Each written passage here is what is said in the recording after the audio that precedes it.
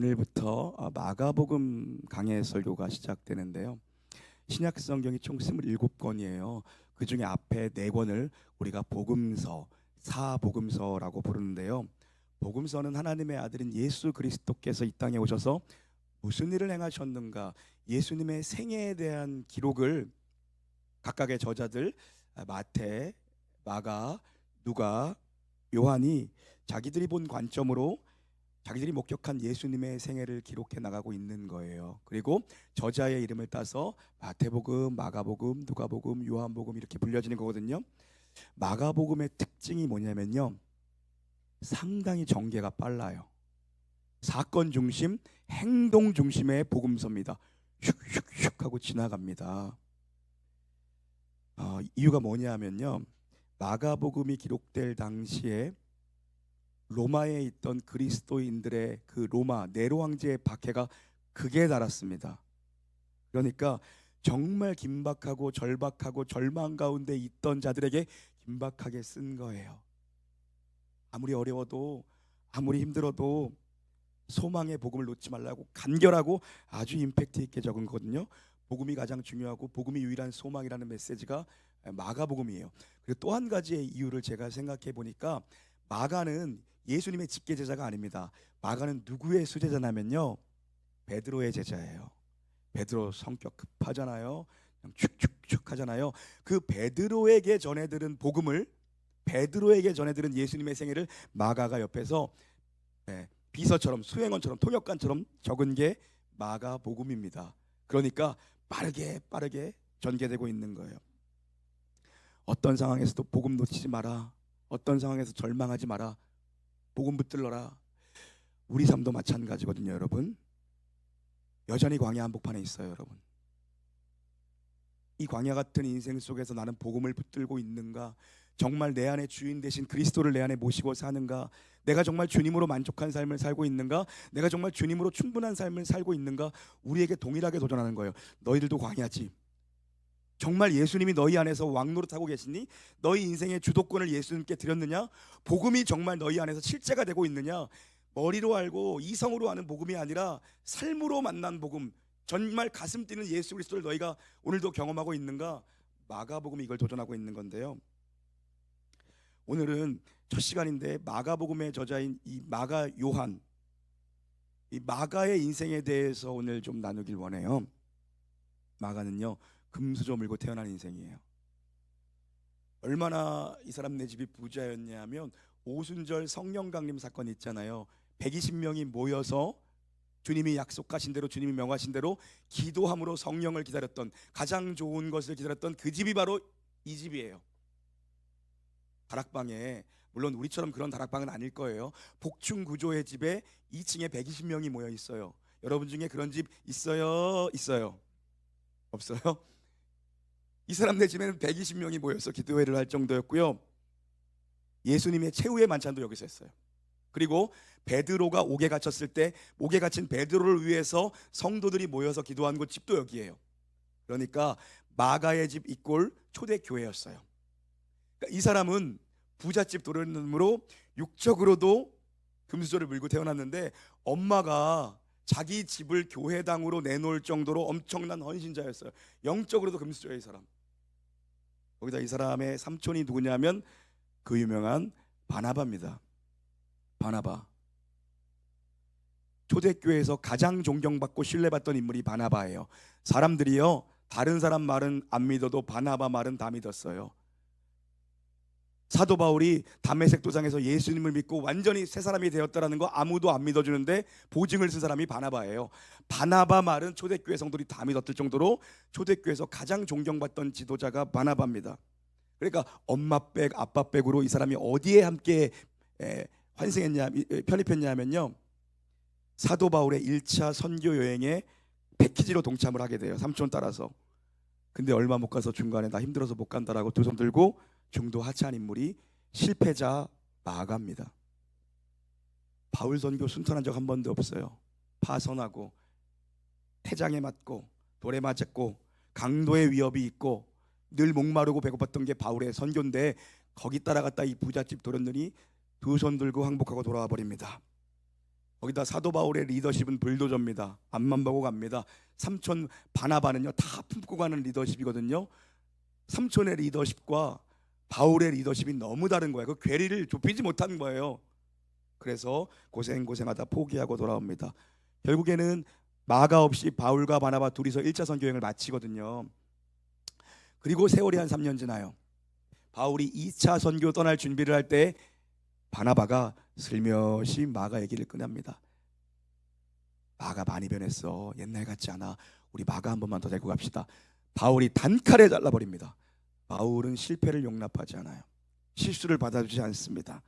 단칼에 자르니까 사도행전 15장에 보면 이 일로 인해서 바나바와 바울이 크게 싸우고 갈라섭니다. 그래서 바나바는 자기 조카를 품고 마가를 품고 마가와 함께 선교를 출발하고요. 바울은 이때부터 실라를 데리고, 그래서 바울과 실라가 되는 거예요. 실라를 데리고 선교 2차 선교 여행을 출발합니다. 그러니까 마가가 실패 안 했으면 바울과 실라가 아니라 바울과 마가였을 거예요. 근데 마가가 실패해요. 그런데 이들의 결국 마지막의 스토리는 어떻게 되는 줄 아세요? 디모데후서 4장 11절 함께 읽습니다. 시작. 데마는 이 세상을 사랑하여 나를 버리고 데살로니가로 갔고 그리스게로 갈라디아로 디도는 달마디아로 갔고 누가만 나와 함께 있느니라. 내가 올 때에 마가를 데리고 오라. 그가 나의 일에 유익하니라. 아멘. 여러분, 불도저 같던 바울도요, 앞만 보고 갔던 바울도요, 실패를 용납할 수 없던 바울도요, 세월이 지나고 연단되니까 그 인생의 말년에 포용성과 수용력이 생깁니다. 내가 마가가 보고 싶다. 올 때 꼭 마가를 데리고 올 수 없냐? 두 사람의 관계가 회복돼요. 복음은 그런 거예요. 복음이 회복하지 못할 관계는 없습니다. 복음은 다시 하나 되게 하고 다시 연합하게 돼요. 마가도 변했어요. 바나바랑 선교 다니다가 성장하고 성숙해지고 단단해집니다. 그래서 마가가 언제부터인지는 정확히 모르지만 베드로랑 합류를 하게 됩니다. 부잣집 아들이니까 교육도 잘 받았던 것 같아요. 이 사람이 헬라어, 그리스어에 능통해요. 그래서 베드로의 통역관 역할, 수행비서를 합니다. 그래서 베드로에게 들은 것들을 적은 거예요. 마가복음이에요. 베드로전서 5장 13절입니다. 함께 읽습니다. 시작. 택하심을 함께 받은 바벨론에 있는 교회가 너에게 문안하고 내 아들 마가도 그리하느니라. 아멘. 베드로와 합류한 마가가 로마까지도 함께 갑니다. 마가도 단단해졌어요. 그런데요, 마가는 바울과 전도 여행에서 실패하면서 그 부잣집 도련님으로 얼마나 사랑받았겠어요. 예루살렘 교회를 출입하는 모든 사람들이 그 귀여웠던 마가, 마가 머리 한번 쓰다듬으면서 그 집 왔다 갔다 하면서 예배드렸다고요. 그런데 실패자라는 낙인이 찍힙니다. 실패자, 배신자라는 낙인이 찍혀요. 근데 베드로가 누구예요? 실패의 대명사, 실패의 아이콘이 베드로예요. 예수님 십자가 질 때 수제자라는 베드로가 제일 먼저 배신합니다. 베드로가 실패한 마가를 보면서 남 얘기 같지 않고 남일 같지 않았던 거예요. 그가 마가를 품습니다. 베드로전서 4장 8절입니다. 베드로가 만난 복음입니다. 함께 읽습니다. 시작. 무엇보다도 뜨겁게 서로 사랑할지니 사랑은 허다한 죄를 덮느니라. 아멘. 여러분, 사랑은 허다한 죄를 덮는 거예요. 아멘이세요? 복음은 허다한 죄를 덮는 거예요. 복음은 실패자를 위한 복음입니다. 모든 실패한 자들을 위한 것이 복음이에요. 우리가 다 실패해서 다 원죄 아래 있고 죄 아래 있습니다. 그 실패자를 위해 그리스도의 십자가가 우리에게 필요한 거고, 하나님께서 우리에게 예수님을 보내신 거예요. 실패한 자들을 위해서. 세상에서 말하지 않습니까? 사람 고쳐 쓰는 거 아니라고? 근데 성경은 말합니다. 복음은 얘기해요. 하나님은 쓸모없는 자, 있을 데 없는 자, 이 쓸모없는 자를 고쳐 쓰시는 분이 하나님이라고 말씀하세요. 여러분, 우리가 분명히 알아야 될건요, 내 실패가 하나님의 실패가 되지 않습니다. 나의 실수가 내가 실수한 거지 하나님은 실수가 없으신 분이세요. 나의 실수가 하나님의 실수가 되지 않고 나의 실패가 하나님의 실패가 되지 않아요. 오늘 1절 보니까 하나님의 아들 예수 그리스도의 복음의 시작이라 이렇게 선언을 하거든요. 마가가요. 복음은 영어로 굿뉴스, 헬라어로 유앙겔론이에요. 유앙겔론이 뭐냐 하면 승리의 소식이에요. 승리의 승전보, 승리의 소식이에요. 복음의 시작이라 승리가 시작됐다. 승리의 소식이 내 인생 가운데 찾아왔다 이건데, 그 다음에 뭡니까? 복음의 시작이라. 시작이라는 단어는 아르케라는 헬라어예요. 아르케라는 그리스어예요. 아르케라는 헬라어인데요, 이 단어가 어디랑 연결되냐면 창세기 1장 1절이랑 연결되고 요한복음 1장 1절이랑 연결되는 단어가 바로 마가복음의 시작이라 할 때 아르케입니다. 하나님이 태초에 천지를 창조하시니라. 이때 태초가 아르케입니다. 태초에 말씀이 계시니 요한복음이죠. 그때 태초가 아르케예요. 이게 뭐냐면요, 하나님이 천지를 창조하실 때는 아무것도 없었어요. 오직 혼돈과 공허와 흑암뿐이었어요. 그런데 하나님이 창조하십니다. 혼돈과 공허와 흑암을 질서로, 빛으로 채우셨어요. 그게 하나님의 창조입니다.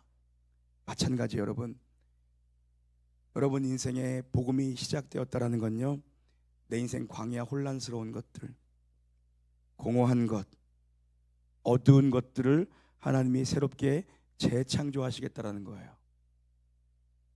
하나님은 어두움과 혼란 속에 있는 여러분의 인생을 그대로 방치하시지 않아요. 하나님은 어떤 하나님이냐면요, 은혜의 하나님입니다. 한번 따라해 볼까요? 은혜의 하나님. 은혜를 우리가 공짜, 값없다라고 얘기하는데요, 여러분 여기서 분명히 알아야 될 건요, 공짜라고 하니까 은혜가 되게 값싸고 해픈 걸로 알고 있는데 은혜는 그런 게 아니에요. 공짜라는 말은 아무데나 해프게 베푸는 걸 은혜라고 말하지 않습니다. 은혜는 대상을 정해놓고 베푸는 게 은혜입니다. 여러분이 하나님의 은혜의 대상이에요. 은혜는 대상을 정해놓고 베푸는 거예요. 하나님이 은혜를 베푸는 대상이 그럼 누군가? 여러분이세요. 하나님 여러분에게 은혜 베푸신다고요. 자기 자식을 향해서 하나님은 은혜를 베푸세요. 아무에게나 은혜를 베푸시는 것이 아니라 하나님은 자식을 향해서 은혜 베푸세요. 여러분이 누구에게 가장 은혜를 많이 베풀어요? 말할 것도 없이 자식이잖아요. 여러분 자식이잖아요. 하나님은 자식들에게 은혜를 베푸세요. 우리가 하나님의 자녀입니다. 버릴 수가 없는 거예요. 하나님이. 여러분이 개판을 쳐도 하나님은 난 너를 결코 놓지 않는다라고 말씀하세요. 여러분이 도망을 다녀도 하나님 가서 잡아오세요. 우리가 믿는 기독교 신앙의 핵심은 뭐냐면, 기독교 신앙에서 말하는 은혜가 뭐냐면요, 하나님이 우리를 찾아오셔서 내가 부모고 너는 내 자식이다, 부모와 자식의 관계가 되자고 하는 게 바로 기독교 신앙에서 말하는 은혜입니다. 여러분 천국이 어떤 곳이라고 생각하세요? 천국이요, 우리가 뭐 요한계시록에서 발견할 수 있는 청옥과 백옥과 수정과 온갖 금장식과 여러분 그런 곳이 천국이겠죠. 그런데 어떤 자녀를 먼저 잃으신 권사님이 그런 말씀을 하셨어요. 천국은 하나님이 맨발로 뛰어나오는 곳이 천국입니다 이랬어요. 내 자녀가 이 땅에서 숨을 거둘 때 하나님 맨발로 그 아들을 맞아주셨을 겁니다. 너무 실제적인 것이죠. 자식은 부모 사랑할 줄 모릅니다 여러분. 부모가 자식한테 늘 집니다.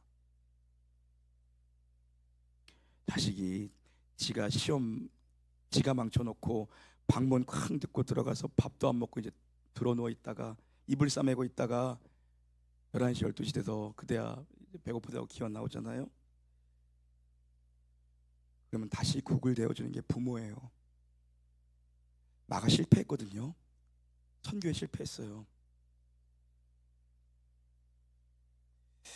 여러분이 실패하면요, 하나님은 여러분이 다시 일어날 때까지 그 자리에 같이 앉아서 여러분이 일어날 때까지 기다려주시는 분이 우리 하나님이에요.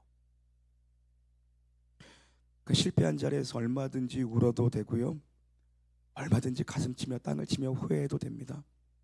하나님 그 자리에 함께 있어 주시는 분이에요. 내가 다시 일어나 힘을 얻을 때까지 하나님은 그 자리에 함께 계셔 주세요. 이게 바로 기독교 신앙이 얘기하는 은혜라는 겁니다. 값싼 게 아니라 하나님이 나를 찾아와 주셔서 내가 네 부모고 네가 내 자식이다. 일어나 함께 가자. 그게 은혜예요. 하나님 여러분의 지금 상황을 다 알고 계시고요. 광야 같은 여러분의 인생을 하나님 다 알고 계세요. 하나님은요, 내가 반드시 너를 회복시키시겠다라는 거예요. 실패로 끝나지 않겠다라는 게 복음의 메시지입니다. 예수 그리스도의 십자가는 모두가 실패라고 했습니다. 그런데 그 십자가에서 하나님은 부활의 영광과 부활의 권능을 만들어내신 분이에요. 우리 인생을 그냥 놔두지 않습니다. 힘드시면 그 자리에서 그냥 우시면 돼요. 하나님 거기 함께 계신다고요. 마가 부잣집 도련님으로 어려서부터 온갖 사랑과 온갖 칭찬과 온갖 우쭐함을 아마 다 누리며 살았던 게 마가의 인생일걸요. 근데 그가 바울과의 1차 선교에서 실패하면서 그는 동네에 소문난 실패자가 됩니다. 여러분, 그런데 마가의 인생을 하나님이 그냥 두시지 않아요. 하나님이 그 인생을 다시 회복시키세요. 여러분의 인생을 좀 길게 보셨으면 좋겠어요. 롱텀으로 보셨으면 좋겠어요. 하나님 여러분과 함께 하십니다. 세상이 우리를 무너뜨리지 못합니다. 우리는 망할 수가 없는 존재입니다. 왜냐하면 내가 하나님의 아들이기 때문이에요. 그래서 지나친 낙심과 지나친 절망은 여러분 좀 판단을 유보했으면 좋겠어요. 너무 일희일비하지 말고 지금 눈앞에 보이는 현실이 너무 깜깜하다고 해서 너무 낙심하지 말고 너무 절망하지 않았으면 좋겠어요. 인생 길게 봐야 됩니다. 힘드시면 하나님 앞에 오서 우십시오. 하나님 그 옆에 계시다니까요. 제가 한두 번 이 얘기를 말씀드린 것 같아요.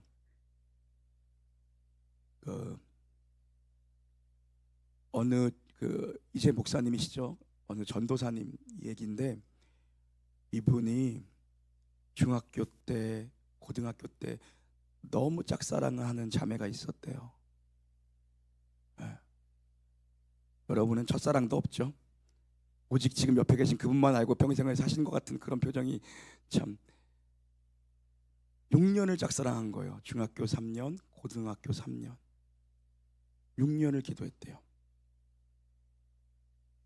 지은이가 내 마음을 받아달라고. 지은이 있나요? 우리 중에? 지은이? 일부 때는 있었는데 지은이가 나를 좀 받아달라고, 내 마음을 좀 알아달라고 6년을 기도했대요. 지은이가 안 받아줘요. 안 받아줘요. 지은이가 안 받아줘요. 안 받아줘요. 좌절한 거야. 6년을 기도했는데 하나님 어떻게 이러실 수가 있습니까? 그 순수한 그 사춘기에 6년을 기도했는데, 그리고 이분이 그 정도로 한 여자를 위해서, 청소년기에 여자를 위해서 6년을 기도할 정도면 얼마나 믿음이 좋아. 이 사람이 어디 갔겠어요? 신학교 갔죠. 장신대학교 갔어요. 광나루에 있는 장신대학교를 갔어요.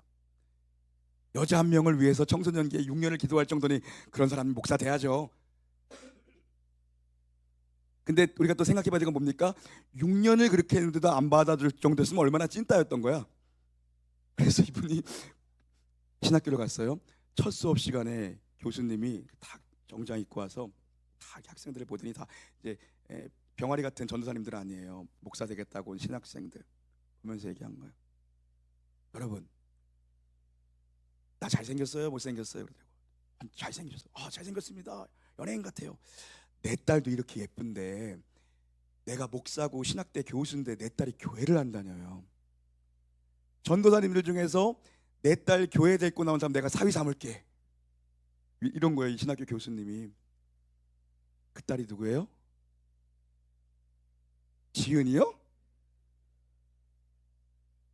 그러니까 설교를 잘 들어야 돼. 핑클의 성률이었던 거야. 내 사랑.